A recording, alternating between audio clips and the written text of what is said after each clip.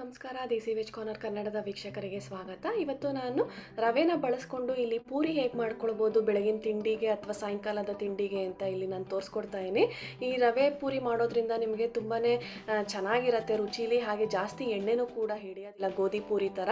First time ನನ್ನ ಚಾನಲ್ನ ವೀಕ್ಷಿಸ್ತಾ ಇದ್ದೀರಾ ಅಂದರೆ ಎಲ್ರಿಗೂ ನಮಸ್ಕಾರ. ಈಗ ನಾನು ವಿಡಿಯೋನ ಶುರು ಮಾಡ್ತಾ ಇದ್ದೀನಿ. ಮೊದಲಿಗೆ ಒಂದು ಮಿಕ್ಸಿಂಗ್ ಬೌಲ್ಗೆ ನಾನು 1/3 ಕಪ್ಪಷ್ಟು ನಾನು ರವೆನ ಹಾಕೋತಾ ಇದ್ದೀನಿ. ನಾನಿಲ್ಲಿ ಉಪ್ಪಿಟ್ಟಿಗೆ ಹಾಕ್ತೀವಲ್ಲ ಆ ರವೆನ ಬಳಸ್ತಾ ಇದ್ದೀನಿ. ನೀವು ಸಣ್ಣ ರವೆ ಹಾಕಿ ಮಾಡೋದ್ರಿಂದನೂ ಇನ್ನೂ ತುಂಬ ಚೆನ್ನಾಗಿ ಬರುತ್ತೆ ಪೂರಿ. ಅದಕ್ಕೆ ನಾನು 1 ಟೇಬಲ್ ಸ್ಪೂನಷ್ಟು ಮೈದಾ ಹಿಟ್ಟು, ಹಾಗೆ ರುಚಿಗೆ ಬೇಕಾಗಿರೋಷ್ಟು 1 ಟೀ ಸ್ಪೂನಷ್ಟು ಉಪ್ಪು, ಹಾಗೆ 1 ಟೀ ಸ್ಪೂನಷ್ಟು ತುಪ್ಪ ಕೂಡ ಹಾಕೋತಾ ಇದ್ದೀನಿ. ನಾವು ಈ ತುಪ್ಪ ಬದಲಾಗಿ ಎಣ್ಣೆ ಕೂಡ ಬಳಸ್ಬೋದು. ತುಪ್ಪ ಹಾಕೋದ್ರಿಂದ ನಿಮಗೆ ಪೂರಿ ಕರಿಬೇಕಾದ್ರೆ ಮತ್ತು ಪೂರಿ ಹೊಸಿಬೇಕಾದ್ರೆ ನಿಮಗೆ ಅನುಕೂಲ ಆಗುತ್ತೆ, ತುಂಬ ಚೆನ್ನಾಗಿರುತ್ತೆ. ಹಾಗೆ ಕರೆದಾಗ್ಲೂ ಉಬ್ಬಿ ಬರುತ್ತೆ ಪೂರಿ. ಇದಕ್ಕೆ ಎಷ್ಟು ಬೇಕೋ ಅಷ್ಟು ನೀರನ್ನ ನೋಡಿಕೊಂಡು ನಾವು ಹಿಟ್ಟನ್ನ ಕಲಿಸ್ಕೊಳ್ಬೇಕಾಗತ್ತೆ. ಜಾಸ್ತಿ ಅಳಕ್ಕ ಮಾಡಿಕೊಂಡು ಕಲಿಸ್ಕೊಳ್ಬಾರ್ದು ಹಿಟ್ಟನ್ನ.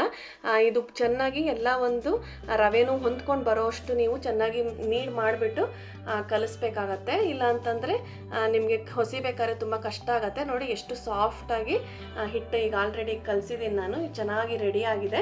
ಬೇಕಾದ್ರೆ ನೀವು ಇದನ್ನು ಒಂದು 2 ರಿಂದ 3 ನಿಮಿಷ ಕೂಡ ಬೇಕಾದರೆ ಮುಚ್ಚಿಟ್ಟು ಆಮೇಲೆ ಕೂಡ ನೀವು ಪೂರಿನ ಲಟ್ಟಿಸ್ಕೊಳ್ಬೋದು.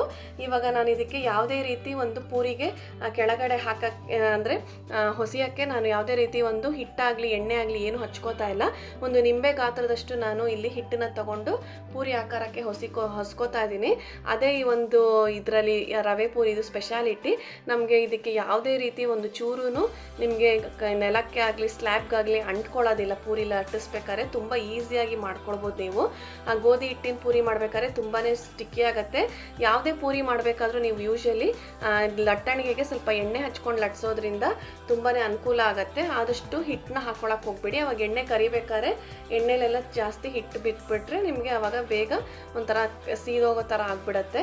ಈಗ ನೋಡಿ ಚೆನ್ನಾಗಿ ಎಣ್ಣೆ ಕಾದಿದೆ. ನಾನೀಗ ಒಂದೊಂದೇ ಪೂರಿಗಳನ್ನ ಕರಿತಾ ಇದ್ದೀನಿ. ಇದ್ರ ಮೇಲೆ ಈ ರೀತಿ ನೀವು ಎಣ್ಣೆನ ಹಾಕೋದ್ರಿಂದ ಚೆನ್ನಾಗಿ ಪೂರಿ ಉಬ್ಬಿ ಬರುತ್ತೆ. ಆದಷ್ಟು ಎಲ್ಲ ವಿಡಿಯೋಗಳು ಹೇಳೋಂಗೆ ಲೋ ಟು ಮೀಡಿಯಮ್ ಹೀಟಲ್ಲೇ ಇಟ್ಟು ಡೀಪ್ ಫ್ರೈ ಮಾಡೋದ್ರಿಂದ ಎಲ್ಲ ಅಡುಗೆಗಳು ತುಂಬ ಚೆನ್ನಾಗಿ ಬರುತ್ತೆ. ಈಗ ನೋಡಿ 2 ಕಡೆನೂ ನಾನು ತಿರುಗಿಸ್ಬಿಟ್ಟು ಚೆನ್ನಾಗಿ ಪೂರಿಗಳನ್ನ ಕರಿತಾ ಇದ್ದೀನಿ. ನಿಮಗೆ ಎಲ್ಲ ಪೂರಿಗಳು ಚೆನ್ನಾಗಿ ಉಬ್ಬಿ ಬರುತ್ತೆ. ನಿಮ್ಗೆ ಯಾವುದೇ ಒಂದು ಫ್ಲ್ಯಾಟ್ ಆಗುತ್ತೆ ಅಥವಾ ಜಾಸ್ತಿ ಎಣ್ಣೆ ಕುಡಿಯುತ್ತೆ ಅಂತ ಖಂಡಿತವಾಗ್ಲೂ ಇಲ್ಲ. ಮಕ್ಕಳಿಗೆಲ್ಲ ಮಾಡ್ಕೊಡೋದ್ರಿಂದ ಅವರು ತುಂಬಾ ಇಷ್ಟಪಟ್ಟು ತಿಂತಾರೆ. ನೋಡಿ ಎಷ್ಟು ಚೆನ್ನಾಗಿ ರೆಡಿಯಾಗಿದೆ ಪೂರಿನ. ದೇಸಿ ವೆಜ್ ಕಾರ್ನರ್ ಕನ್ನಡನ ಫಸ್ಟ್ ಟೈಮ್ ವೀಕ್ಷಿಸ್ತಾ ಇದ್ದೀರಾ ಅಂದರೆ ವೀಕ್ಷಕರೇ ದಯವಿಟ್ಟು ಸಬ್ಸ್ಕ್ರೈಬ್ ಮಾಡ್ಕೊಳ್ಳಿ.